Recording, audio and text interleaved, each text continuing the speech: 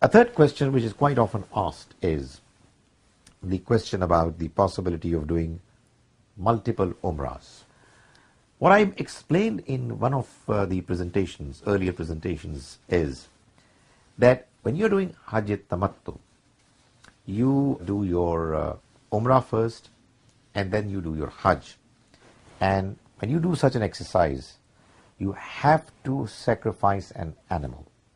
If you don't sacrifice an animal, then the other alternative is that you fast for 10 days, 3 of them while you are in the journey of Hajj and 7 when you return. In fact, I remember that probably I missed making that statement, so that this is something which I would want to add to what I've already said.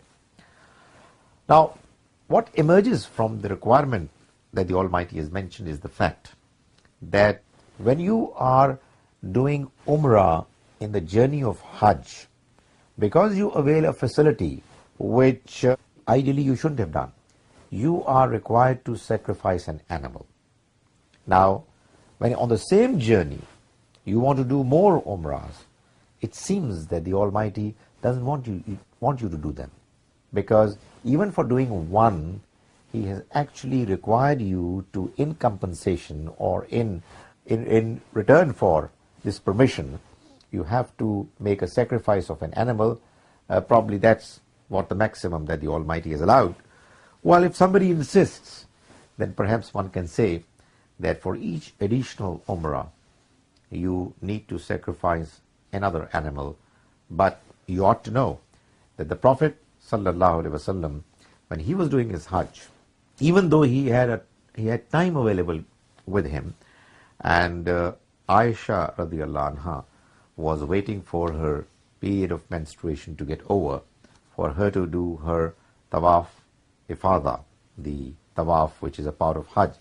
Yet the Prophet, may Allah's mercy be on him, did not perform any additional Umrah. However, if you go to Medina Munawwara after you do your Hajj and return to Mecca, which is going to be a new journey, then of course you have a right and the privilege of doing additional Umrah. A fourth question which comes to our notice is the question some women ask as to whether they are allowed to do Hajj even when their husbands do not allow them to do so. Well, ideally, that should not be the case. A wife, when she is undertaking a journey of Hajj, she should actually seek the permission of her husband, because her husband has rights over her. However, at times it may be a possibility that the husband is being unnecessarily unreasonable in demanding her not to do Hajj. In that case, of course, it's going to be a subjective decision.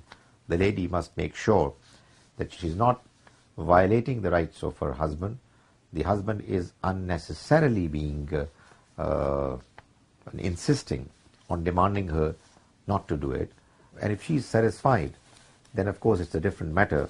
But of course, in normal circumstances, the husband's permission must be sought. An additional question, which really is a very tricky one, that is normally asked, is as to whether women can do Hajj without a male mahram.